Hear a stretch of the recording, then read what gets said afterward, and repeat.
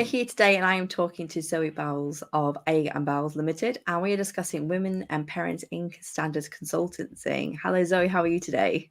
Yeah, very well, thank you. Funny enough, just got back from the school run. So I am child-free for this conversation, which the irony would be uncanny, right? It would be, yeah, it would be if we both have our children here during the conversation. So my first question is, how was your experience entering the consultancy industry as a woman? Obviously, it's a dominated industry, or it was, I would say.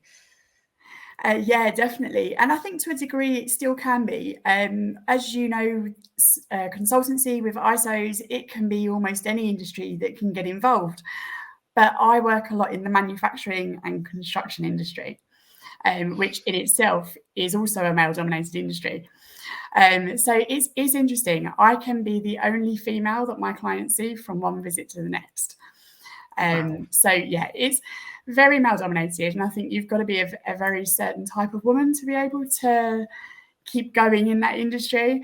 Yeah. I used to work for somebody who told me that he would like me to come along to a client because a bit of skirt would do us a favour, which was quite insulting. Even more so, I was taken along to do the filing. I'm surprised I wasn't asked to make the tea. It's still out there, and I mean this was not 4 years ago, so quite recent really. And Yeah. the two industries together, you've got the manufacturing side, you've got the consulting side. I think there's still this very typical image of a consultant, older man, suit, tie, briefcase. It's still very much out there, but I'd like to say that it is improving. I think maybe some industries are slower, potentially with manufacturing and construction, but it is getting better, which is really encouraging. But you do still hear a lot of little quips. I've got a client that I go to. They're very good. They've got lots of women who are working for them, but one of their sites, as I entered, I was told, sorry, this is very much a man's world. The kitchen, the toilet facilities, I was pretty much told this is what you're walking into from the outset. I think people look at you different. You're not a consultant. You're a woman. Yeah. In some situations, they don't see the job role. They see you as a woman. And it's almost like sometimes that barrier can be put up before you've even walked through the door. Yeah. Yeah. Sometimes you have more challenges than necessary. Absolutely. So how has the consultancy industry changed, and how has your experience changed throughout the years? So I've been doing this for just over 10 years, previously in a local government organisation, and then more recently through different consultancies and my own. I'd say we're starting to see more females, but until I started working in collaboration with people like Assent, I didn't know very many other female auditors. In fact, the only other one that I knew is now my business partner. Wow. So you banded together. Absolutely. Safety in numbers, right? Yeah. But even from a certification body perspective, we don't work with any female certification body auditors. So from a lead auditing perspective, I can probably count on less than a hand how many female certification auditors that I've met over the 10-year period. I think, in fact, I've probably only done maybe 2 or 3 audits with a female lead auditor on the audit team. So we're still in very short supply. It'd be really nice to see some more, especially at that level of certification body, coming through and seeing that experience as well. Yeah, definitely. Absolutely. It's just shocking, isn't it? It's unusual, I think, because in a lot of other industries, things have changed. Yeah. And for some reason, this one just seems to be taking that little bit longer. Yeah, perhaps definitely. It's the industries that I'm working in. Obviously, your certification auditors do come with that background experience. It's not been that long since women have started to be accepted in manufacturing, construction, in a grander scale. So perhaps that's the reason why. Perhaps. I mean, I have spoken to a few other consultants, and they have said, it is like kind of any industry in terms of this, and it is very male dominated. So yes. Yeah.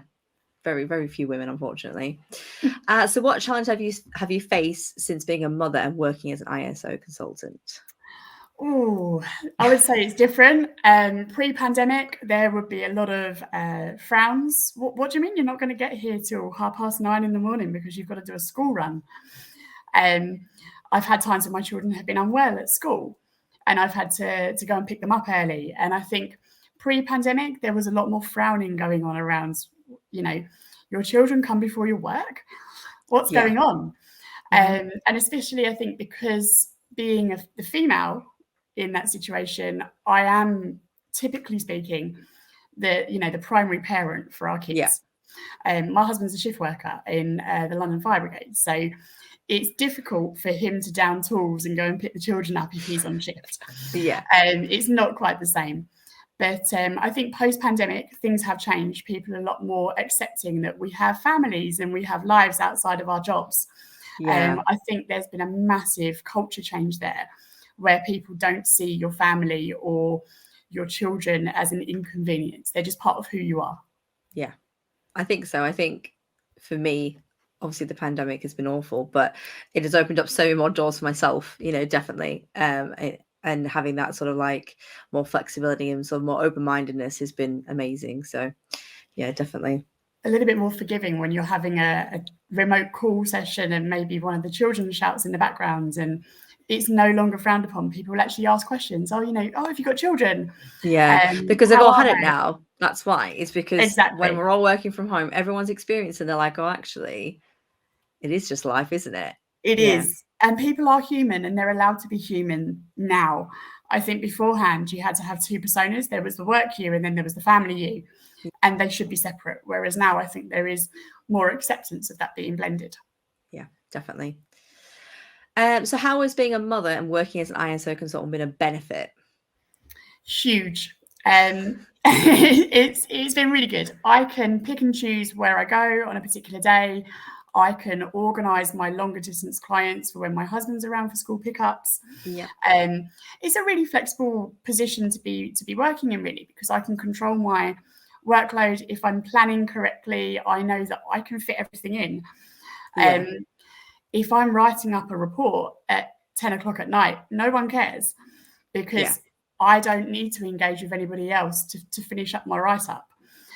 So long as everything gets done, I can work really flexibly around my children and around the business, which is really nice. And I don't think many people have that opportunity to say that. Which I would say is a huge benefit of working in the ISO consultancy world. So long as you're good with your planning, it can work for everybody. Absolutely. And I also think becoming a mother, there's so many transferable skills that you have that you don't put on your CV that you would have picked up, that from when you first became a mum to like now, things like organization, just you're an absolute boss at it, because you have to be, because you're organizing just not your life, but 3, 4, how many other people. So when I had one child, it was my negotiation skills. Do you want to wear the red coat or the blue coat? But underlying point is you're going to wear a coat. But then I had my second child, and it was more about conflict management, as their personalities grow, and one of them has to be in charge. They can't just play together amicably. There's got to be a leader. And all those skills do come into the work world. Especially with what I do for work. It's negotiation all the time. It's being able to sell the benefits to somebody that maybe isn't quite on the same page of you to begin with, or whether it's managing that conflict within an audit situation where you've got a lead auditor who has an opinion, but maybe it's not quite within the scope of the audit, and it's being able to manage your lead auditors but also your client and making sure that at the end of it everybody's happy. Absolutely. Completely agree. Absolutely. So what can be done to make it easier for people with parental responsibilities in the ISO industry? I think it's just that having your eyes open, understanding that it wasn't planned. In terms, if a hiccup happens, it might not have been the plan for the day, but being able to adapt to that situation. I don't think it's ever on a parent's plan that I'm going to be interrupted at 11:30 because my child's vomited on the playground. Nobody wants that. It is just those things that come up. And I think not to be judged in those situations of, you've got to go again because of the kids. It doesn't happen often. And most of the time, I'd like to think that, our childcare goes to plan, or, we don't get a call from school. But it's just that lack of judgment that really makes you feel like it's okay to do what you need to do, and it's not that you're not committed. it's just another part of you that sometimes has to take precedence. Yeah, absolutely. I think the non-committed part, when people are like, oh, you have to leave again, or, you're not committed to your job. It's like, I am committed, but also, this is another part of me, and these are my children, and I need to be committed to them too. And I can be committed to two things. I don't have to just just be the one. So, yeah. Because what they don't see is that I'll still be working at 9 o'clock in the evening because I've had to take some time out during the day for the kids. Yeah. And that happens. It's just being able to be flexible and adapt. Yeah, 100%.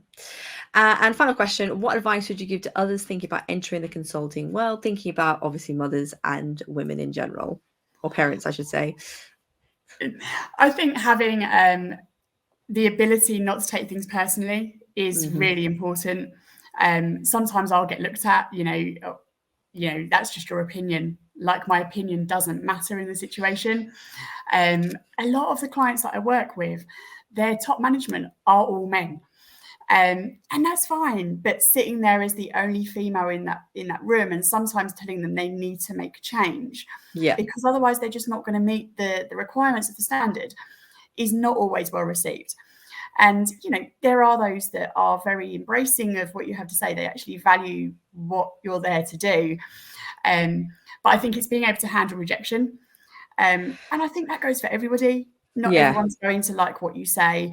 And I think when it comes to children and being a mother, just look at the benefits. Myself and Lauren, we've both built our work around the family atmosphere. It's very much children orientated. And I think so long as you can be accepting that you might work a longer day, but actually you can take time out at 3 o'clock to go and pick the kids up. You can always be there for the school plays. It's fantastic. And the work-life balance for us is just incredible. Yeah, I think that's great. I think being able to find that balance between sort of not missing out your kids grow up, because it does go so fast, but also being able to then enjoy your career at the same time, I think it's brilliant. It can be really rewarding. And I mean, especially over the last couple of years with the pandemic, a lot of plans, especially with the schools, have been quite last minute because they didn't know whether sports day could go ahead or whether the Christmas Carol concert could happen or not. And I think being able to park the work for a couple of hours and just pop out and be there for the kids, because there's nothing worse than the kids sort of looking for you in the audience and you're not there. And I think over the years, especially when I was younger, a lot of parents missed a lot.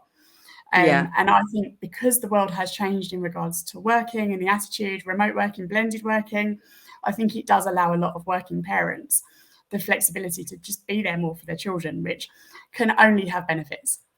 Absolutely. Completely. Definitely. Absolutely. I could not agree more, because, parents, we have to have parents, otherwise the world doesn't continue. So why are we not accepting of them? Yeah, exactly. And it is just a necessity, isn't it? And I think everyone carries enough parent guilt in any other situation, let alone not being able to be there for your children or not being able to take the time off work for an event. And it's not feasible for everybody, but I think in certain job roles, it's worth considering if you have a young family. Wonderful. Well, thank you so much for taking time to talk to me today. It has been brilliant. I very much enjoyed this chat. So thank you very much. Thanks, Jess.